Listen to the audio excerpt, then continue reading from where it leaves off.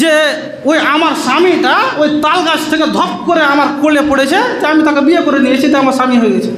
সে একবারও চিন্তা করে না যে যাকে আজকে আমি বলছি, যাকে যে এটা আমার স্বামী, তার কাছে আমি সব কিছু করছি, ওই স্বামীটা কোথা থেকে পেয়েছি? ওই প্রোডাক্টটাকে মানুষ করেছে, যাকে যত্ন করেছে ওই মা। আর কেমন করে একটা ওই মায়ের ব্যাপারে তাকে অভিযোগ করে? একটা ভালো মেয়ে কখনো এই ব্যাপারে করতে পারে না। ওই বাপ আপনাকে ওই ঈদে একটা নতুন পোশাক কিনে দেবে, এরই জন্য রাজমিস্ত্রিতে কলকাতায় খাটতে গিয়েছিল, রাত্রে নাইট মেরেছে, এক্সট্রা কাম করেছে, কেন? যে যাতে করে তোমাকে একটা নতুন জামা কিনে দিতে পারে, এরই জন্য। আর আজকে তুমি লাখ টাকা কামাচ্ছ, মাসে 10,000, 20,000, 50,000 টাকা ইনকাম করছো, আর একটা বুড়া বাপকে তুমি একটা লুঙ্গি দিতে পারো না। না, ওটা তো পরের মেয়ে। সম্মানিত দিনী বোন, আজকে যদি তুমি তোমার স্বামীকে ভাঙাও যে তোমার মা এরকম বলছে, তোমার আব্বা এরকম, তাহলে কালকেও তুমি মা হবে, তোমার ঘরেও একটা বৌমা আসবে, সেই দিন ওই বৌমা তার স্বামীকে মানে তোমার ছেলেকে ভাঙাবে, দিয়ে তোমার ওই রকম পরিস্থিতি তোমারও আসবে। আজকে যদি তুমি এই হিসাব করো, তাহলে সম্মানিত দিনী বোন, যারা তোমরা শাশুড়ির আন্ডারে আছো, কখনো শাশুড়ির ব্যাপারে ছোটোখাটো কথা নিয়ে বা যে কোনো কথা নিয়ে স্বামীকে কখনো বিচার দিতে পাবে না। কিন্তু বর্তমানে আজকে আমাদের মহিলাদের ভিতরে তারা মনে করে যে ওই আমার স্বামীটা ওই তাল গাছ থেকে ধপ করে আমার কোলে পড়েছে, যে আমি তাকে বিয়ে করে নিয়েছি, তো আমার স্বামী হয়ে গেছে। সে একবারও চিন্তা করে না যে যাকে আজকে আমি বলছি, যাকে যে এটা আমার স্বামী, তার কাছে আমি সব কিছু করছি, ওই স্বামীটা কোথা থেকে পেয়েছি?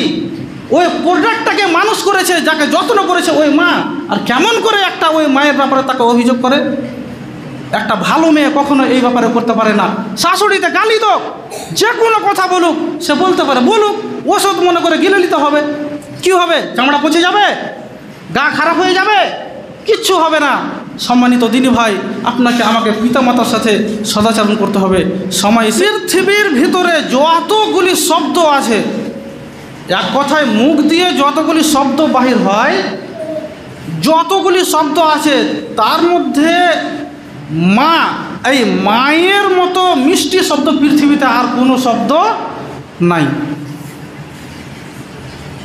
এর মতো মিষ্টি শব্দ আর পৃথিবীতে কোনো শব্দ নাই। তাহলে মা কত দামি জিনিস এবং পিতা কত দামি জিনিস একটু পরে বুঝতে পারবেন। আজকে আমরা পিতামাতার সাথে সদাচরণ করি না। বড় দুঃখ লাগে যখন আমরা কোনো অফিসারের কাজ যাই, থানায় হোক বা যে কোনো ডিপার্টমেন্টের অফিসারের কাজ যাই, তখন আমরা স্যার করে আস্তে করে নরমভাবে আমরা কথা বলি। যে কোনো উদ্দেশ্যের জন্য কোনো জায়গায় যদি আমরা কাজে যাই, ওই কাজের মালিকের সাথে আমরা ভদ্র এবং নরম ভাষায় আমরা কথা বলি। কিন্তু ওই 1000 ভাগ দিয়ে আমরা 2% মানুষ, আমরা 2%ও আমরা আমাদের পিতা মাতার সাথে ওই ব্যবহারটা করতে পারি না। যেই ব্যবহারটা পিতামাতার সাথে করা উচিত ছিল, সেই ব্যবহারটা আমরা থানার ওসির সাথে করি। বাবু, স্যার, যেই ব্যবহারটা, যেই আচরণটা, যেই খিদমতটা, যেই টাকাটা খরচা করা উচিত ছিল পিতামাতার কাছে, সেই টাকাটা আমরা অপচয় খরচ করি, বন্ধু বান্ধবের পিছে খরচ করি, কিন্তু আমরা পিতামাতার কাজের জন্য আমরা খরচ করি না। সম্মানিত দিনী ভাই, আমাদেরকে আমাদের পিতামাতার সাথে সদাচরণ করতে হবে। একজন সাহাবী আল্লাহর নবীর কাছে এলেন এবং আসার পরে আল্লাহর নবীকে বলছেন, ইয়া রাসূলুল্লাহ, মান আহাব্বা বিহুসনি সাহাবাতি ইয়া রাসূলুল্লাহ। একজন সাহাবী আল্লাহর নবীকে জিজ্ঞাসা করছেন, ইয়া রাসূলুল্লাহ, আমি আমার আল্লাহর ইবাদত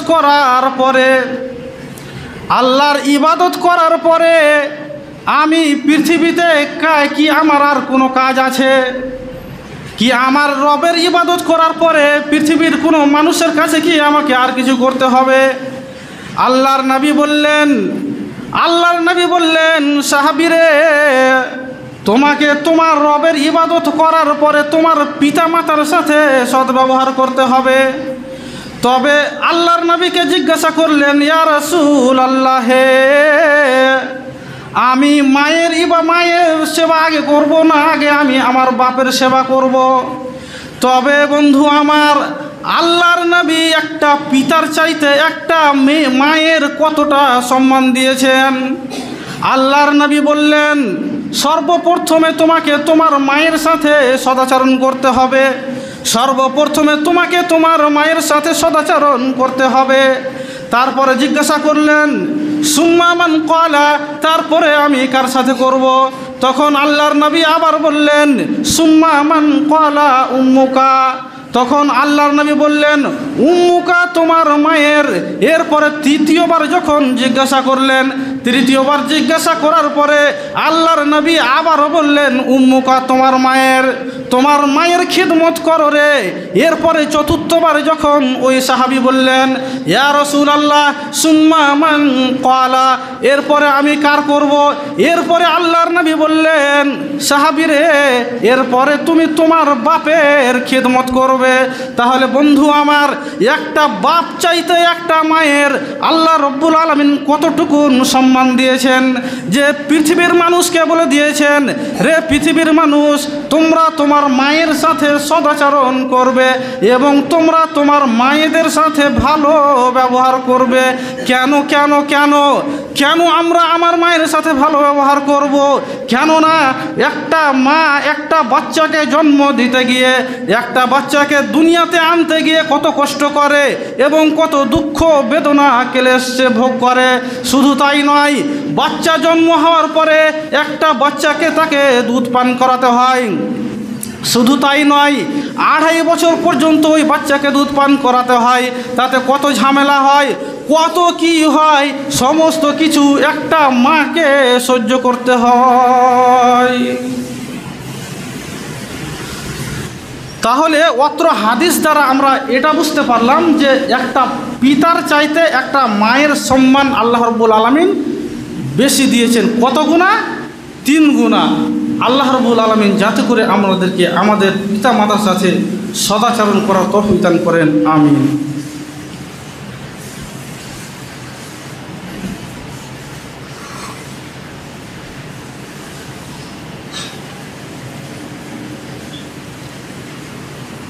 আলহামদুলিল্লাহি কাফা ওয়াসসালাতু ওয়াসসালামু আলা মান লা নাবিয়্যা বা'দা।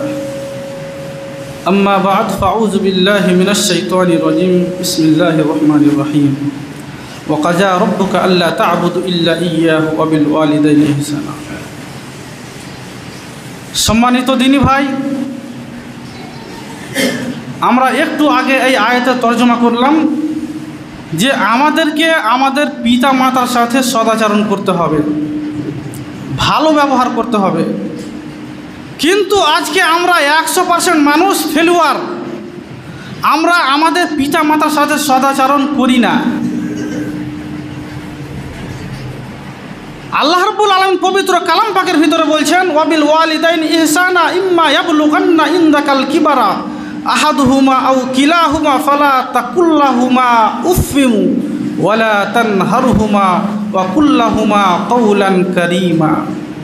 আল্লাহ রাব্বুল আলামিন বলছেন, পৃথিবীর মানুষ, ফালা তাকুল্লাহুমা উফফিম ওয়ালা তানহারহুমা, তোমরা তোমাদের পিতা মাতার সাথে, তোমরা তোমার মায়ের সাথে কখনো এই শব্দটা ব্যবহার করো না।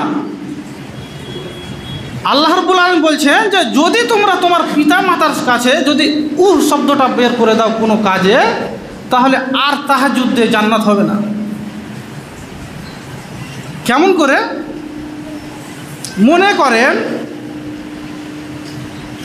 যে একটু আগে আপনি আপনার মাকে বুড়ি মানুষ খেতে দিলেন, খেতে দেওয়ার পরে 5 মিনিট পরে আপনার কাকাতো ভাই আপনার বাড়িতে এসেছে, তখন আপনার মা ওই আপনার কাকাতো ভাইটাকে বলছে বা আপনার কাকাতো বোনটাকে বলছে, পাড়ার কোনো একটা মহিলা এসেছে তাকে বলছে আমার ছেলেগুলো ভালো নয়, আমাকে খেতে দেয় না। তখন আপনি মনে মনে চিন্তা করছেন যে এখনই তো আমার আম্মাকে আমি খেতে দিলাম, আবার আমার মা আমার নামে বদনাম করে, মানে একটু আগে তো আমি আমার মাকে খেতে দিলাম, আবার বলছে যে আমার ছেলে খেতে দেয় না।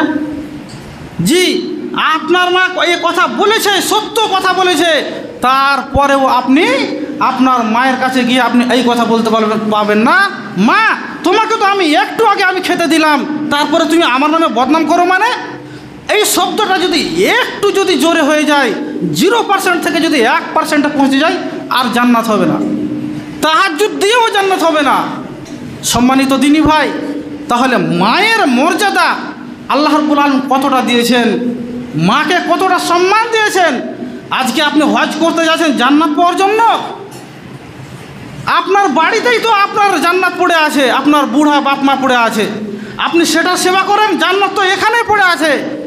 কিন্তু ওই বুড়া বাপ মায়ের সেবা না করে বেটা হজ করতে যাচ্ছে জান্নাত পাওয়ার জন্য, আল্লাহ পাওয়ার জন্য ওই সৌদি আরব মক্কা মদিনাতে, আর তার বাড়িতে তার বুড়া বাপ বুড়া মা পড়ে আছে, টাইলের ঘরে পড়ে আছে, আর ও 2 তলা বিল্ডিংয়ে শুয়ে আছে, তার কোনো খবর নেই যে বাপটার নিন্দ হলো কি হলো না, সে পাখা ঘুরিয়ে সে ঘুমাচ্ছে, মাটা কীভাবে অবস্থায় আছে, কি খেলো কি খেলো না, তার কোনো খবর নেই। আর জান্নাত পাওয়ার জন্য ও সৌদি আরব মক্কা মদিনাতে যাচ্ছে, কোনোদিন জান্নাত হবে না। তাহাজ্জুদ পড়ে আপনার জান্নাত কোনোদিন হবে না।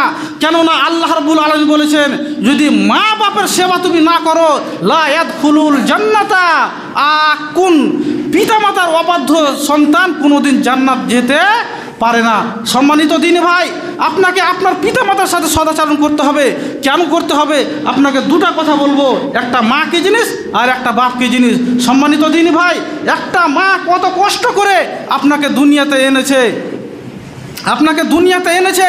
আপনি যখন দুনিয়াতে এসেছিলেন তখন আপনাকে একটু আগে তর্জমা করলাম, কত কষ্ট করে, কত প্রসব যন্ত্রণা যে কত ব্যথা হয়, এটা একটা মা আর আল্লাহ ছাড়া পৃথিবীর কোনো মানুষ বলতে পারবে না। শুধু আপনি আমি যদি একটা ছেলে একটু যদি আলি করে, তাহলে আমরা তাকে গালি দিই, ওই হট এখান থেকে, এইরকমভাবে আমরা চালিয়ে দিই, আমরা বিরক্ত হয়ে যাই।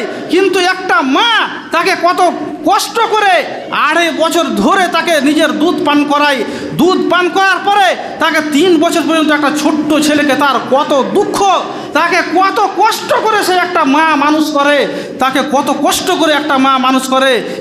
সে একদিন হয়তো খাসির মাংস হয়েছে বাড়িতে, বা গরুর মাংস হয়েছে, বা পোলট্রি হয়েছে, ওই মাটা সে তো তুমি যখন যুবক ভাই পেটে ছিলে তখন তো তোমার মা খেতে পারেনি। কেন? যে যখন তুমি পেটে ছিলে হয়তো খেতে বসেছে আর তুমি পেটে লাত মেরে দিয়েছো, পেটে যন্ত্রণা উঠে গেছে, তোমার মা ভাতের ছালি ছেড়ে উঠে গেছে।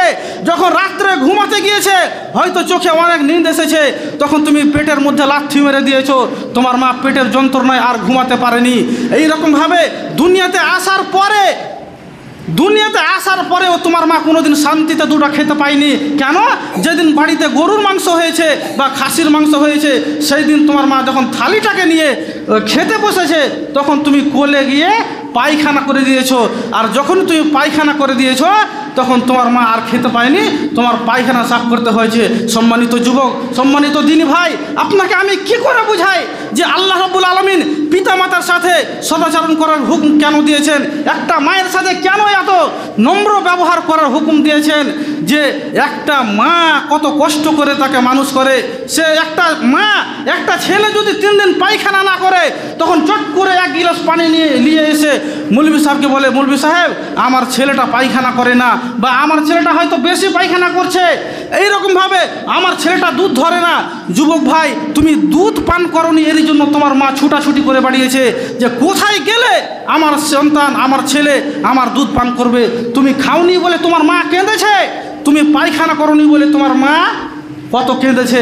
আর যখনই ওই খাসির মাংস দিয়ে যখন সে খেতে বসেছে আর তুমি 3 দিন পায়খানা করনি, আর ওই 3 দিন পরে যখন খেতে বসেছে আর থালির পাঁজরে তুমি পায়খানা করে দিয়েছো, তখন তোমার মা বলেছিল আলহামদুলিল্লাহ আমার ছেলে আজকে পায়খানা করেছে। তোমার মা তোমার জন্য, তোমার পায়খানা করার জন্য আলহামদুলিল্লাহ বলেছে যে আজকে আমার ছেলে 3 দিন থেকে পায়খানা করেনি, আজকে পায়খানা করেছে। তোমার মা আলহামদুলিল্লাহ বলেছে। আর আজকে যুবক তুমি তোমার মায়ের সাথে সদাচরণ করো না। তোমার মা টাইলের ঘরে পড়ে থাকে, তোমার বাপ টাইলের ঘরে পড়ে থাকে, আর তুমি 2 তলা বিল্ডিংয়ের ওপরে তোমার স্ত্রীকে নিয়ে ঘুমিয়ে থাকো। তোমার জান্নাত তাহাজ্জুদ দিয়ে তোমার কোনোদিন জান্নাত হবে না। তোমার কোটি টাকার সম্পদ তোমার থাকতে পারে, তুমি হজ করে তোমার 14 ফেরা তুমি যদি হজ করো তোমার জান্নাত কোনোদিন হতে পারে না। কেননা জান্নাত তোমার বাড়িতে পড়ে আছে। তোমার পিতা মাতার সাথে তোমাকে সদাচরণ করতে হবে। আজকে আমরা স্ত্রীর জন্য ঈদের সময়তে কত পোশাক কিনি, ফোন করে বলি আমরা অমুক দিন বাড়ি যাব, তো তোমার জন্য কি নিতে হবে। কিন্তু একটা বুড়ি মা বাড়িতে আছে, ওই বুড়ি মায়ের জন্য একটা কেউ কাপড় নিতে পারি না। যদি কোনো ছেলে নিয়ে নেয় তাহলে ওই যে পরের বাড়ির একটা দাজ্জালি থাকে বাড়িতে, তখন বলবে যে তুমি কি একাই আছো বাড়িতে, আর কি তোমার ভাই নেই, তারা নিতে পারবে না তোমার মায়ের জন্য, তোমাকে কি দিতে হবে প্রত্যেক ঈদে নাকি, এইরকম কথা বলে। আর আমরা কাপুরুষ ছেলে ওই বউয়ের কথা শুনে আমরা আমার মাদেরকে, বুড়া বাপদেরকে আমরা ঈদের দিন একটা লুঙ্গি দিতে পারি না, একটা শাড়ি দিতে পারি না।